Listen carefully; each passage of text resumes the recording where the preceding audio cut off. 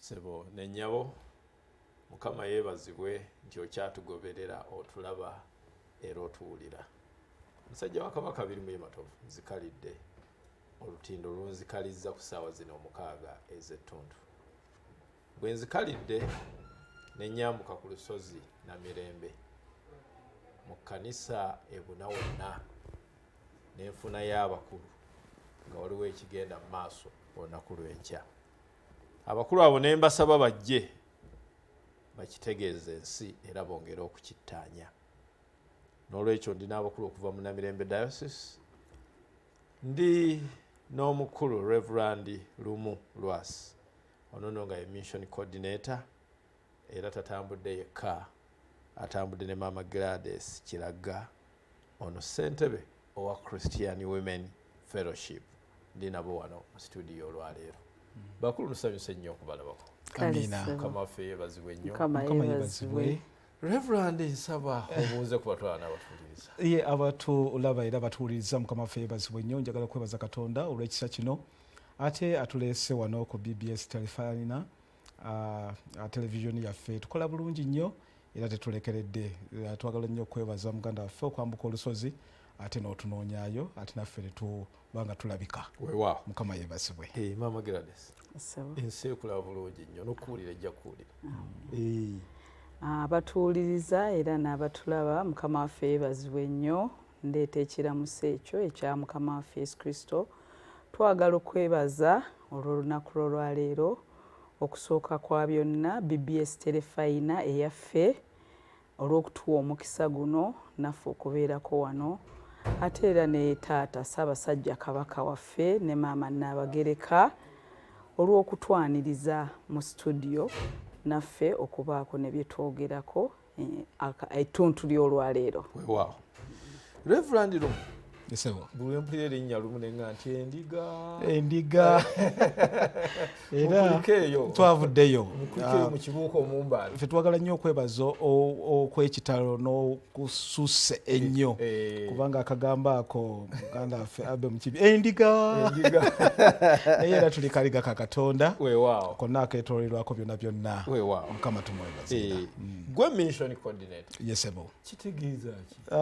Mission kitegeeza mu bufunzefunze okubuulira enjiri naye nga nze akwanaganya ebyenjiri mu bulabirizi bwaffe buno obw'Ennamirembe butwala district eziwerako era butwala n'obusabadinkoni obuwerako ne parishes eziwerako. Kale mu byonna mukadde waffe omulabirizi the Right Reverend Moses Banja yasiima ate mbeere nga nkwanaganya byonna mu makanisa gaffe ebiri mu makanisa ne wabweru w'ekkanisa mu nsonga y'okubuulira enjiri kubanga Mukama waffe Kristo yali agenda agamba nti no mugende mubuulire enjiri amawanga gonna. Kale mu kuteekateeka enjiri mulina okubeera nga muli beeteefuteefu bulungi nnyo nga muli organized kaneewoleyo akagambo ako nga muli organized siso okumala onaakola kiri onaakola kiri. Kale nkwanaganya ebintu ebyo era mu kyo mulimu n'ebitongole by'ekkanisa. Ebitongole by'ekkanisa. Yesebo. N'olwekyo otuula ku lusozi Yesebo.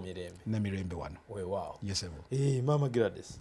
Ssentebe Christian Women Fellowship kyeki?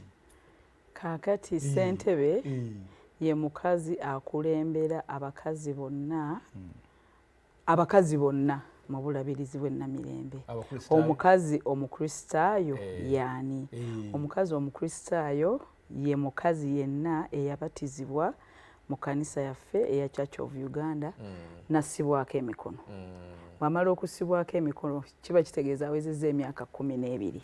Oyo yenna afuuka omukazi omukristaayo oba mufumbo oba akyali muvubuka ng'akyasoma oba akaddiye abeera mukazi mukristaayo. Kaakati eno Christian Women Fellowship etandika ddi?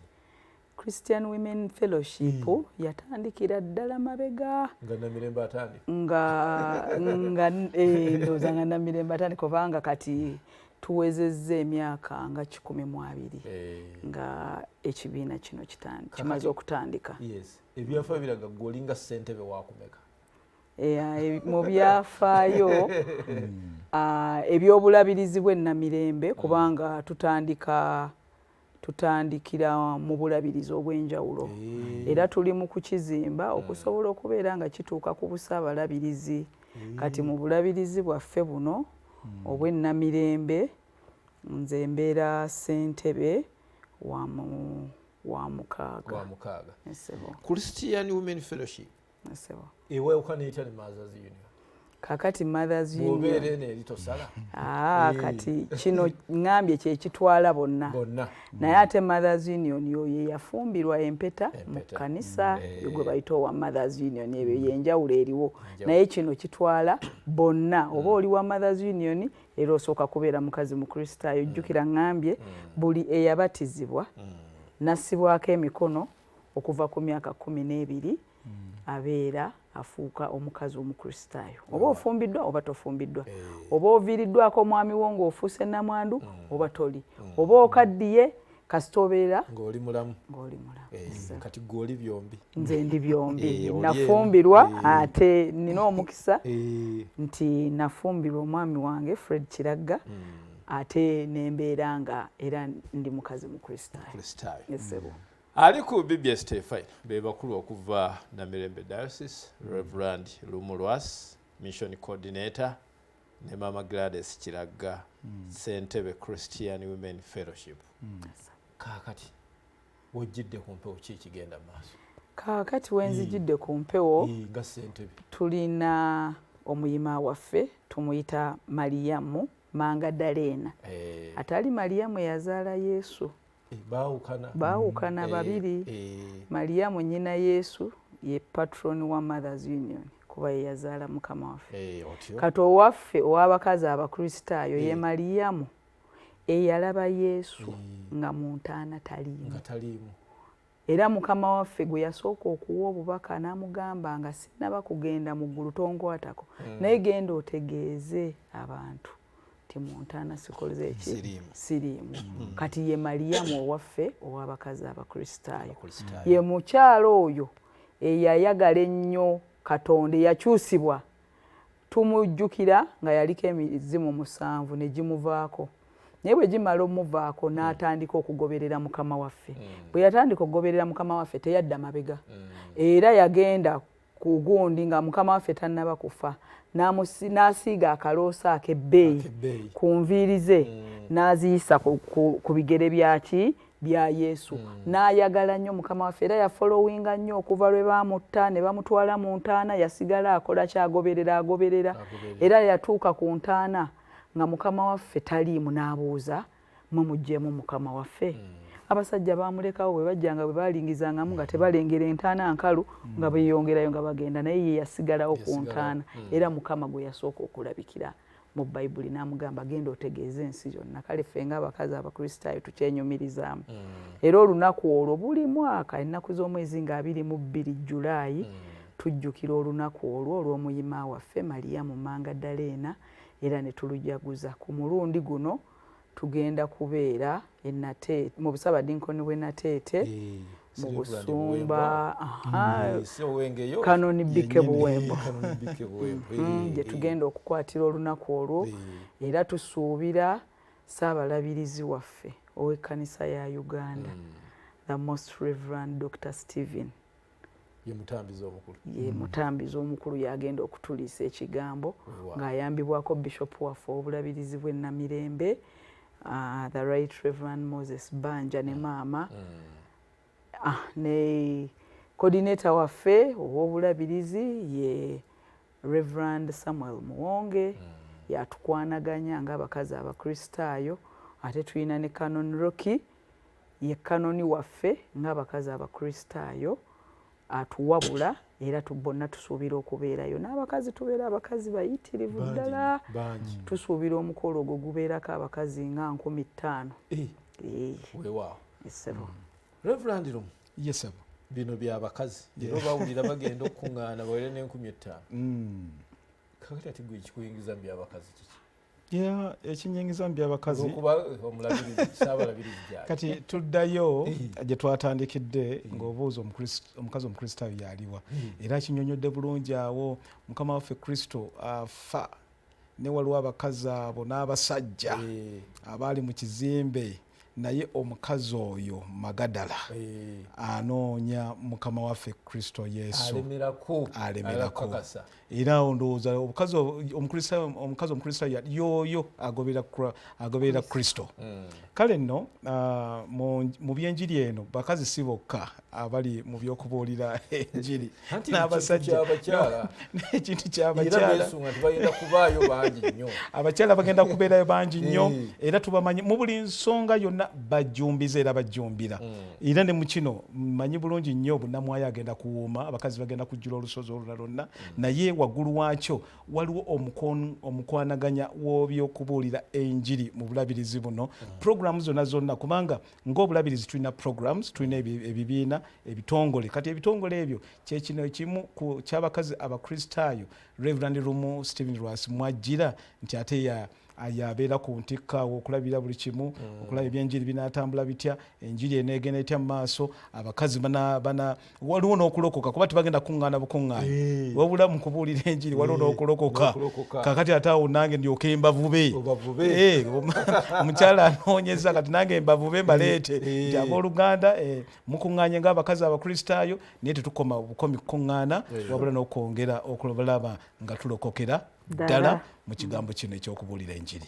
Yesebo Mukama yeebazibwe. Enkya bukedde bulungi Katonda abuggyeko eddiba tuwe programu kati programu yaffe mwamanye waana wayingiriramu awo wennyini awo programu akadde kataano tusuubira essaawa 2 bunaagenda okukya kubanga kati ekifo already kiyooyoote tenti yamaze dde okugendawo ebyokwerinda twamaze dde obikolako bulungi nnyo ettenti weeri kale abakazi tubasuubira okubeera nga bayisaawa 2 batuuka beewandiisa batuula akawungezi ka leero ente zigwa ente zatuvudde dda mu lufula kano kaakati ku ssaawa 2 abakazi baffe bamala okutuuka omugenyi waffe omukulu tumusuubira bayisaawa 3 tujja kubeera nga tuli naye nga tutandika n'enteekateeka saaviisi zinaagenda okuwera ssaawa 4 nga yatandise dda okwajja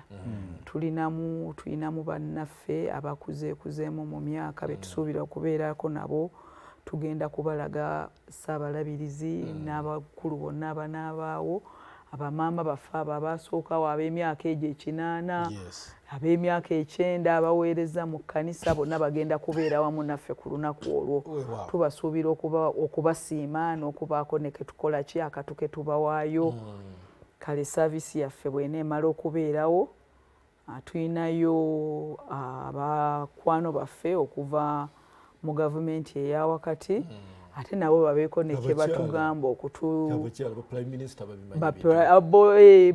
babimanyi babitegeera kubanga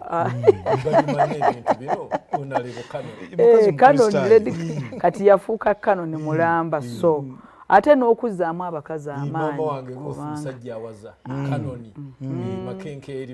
eggayaaza yonna baddeyo sande ewedde so bonna bamanyi era tugenda kubeera twambala gomesi yaffe eya green n'ekitambaala ekya yero gomesi eya kiragala kiragala ate ayawukana naye kiragala waffe ow'abakazi abakristaayo bamumanyi bulungi nnyo babakazi n'ekitambaala ekyo ekya yero nga bw'olaba ku logo awo era ne ku gundi kiragayo alimu akacungwa n'ekitambaala ekyo naye oyinza ate okusanga nga maama kiraga wayambadde ate ng'oli kyalina alina kitenje naye busuuti yesaanira ddala ku mukolo ng'ogwo mwami kiraga ajja oba bintu bimukwata naye alina okujja nga abaami bajja kubanga abaami tukuŋŋaana nabo abaami babeera basajja bakristaayo era nabo mu nteekateeka eno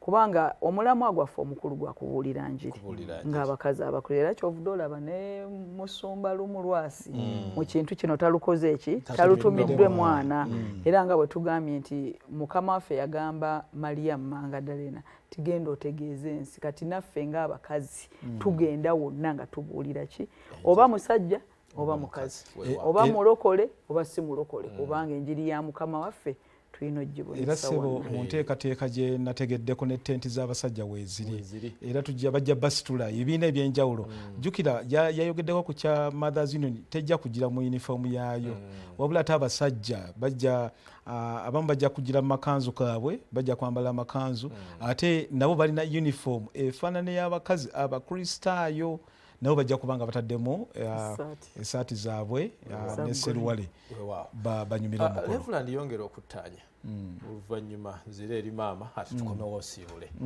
yongera okuttaanya ku lunaku lw'enkya olunaku olw'enkya nga mission coordinator ze zimu ku programs zetubeera nazo mu bulabirizi kakati ey'abakazi abakristaayo nayo yina ezze nolwekyo njagala nnyo okukubiriza naddala abasajja abakristaayo njagala okwebaza omwami Seggane akoze bulungi kuba naye awandiisa amabaluwa okukubiriza abasajja abakristaayo ekintu kino kyaffe ffenna okuleka abakazi obutaleka abakazi bokka okujja wabula ffenna ne tubeera nga tuzze kubanga enjiri ya Kristo era ate yaffe ffenna nolwekyo mmanyi nno tugenda kubanga gye tuli ffenna mu bujjuvu ate n'ekirala ssebo olwokubanga era tumalako omwaka oba tugutuuse mu makkati ne programs endala zijja ekyawula abasajja abakristaayo n'abasajja abafumbo yempeta kakati ate tuteeseteese ne okuwandiisa abasajja n'abakazi ku kigambo ky'obufumbo obutukuvu era embaga zino zo zijja kubayo nga 19 Septemba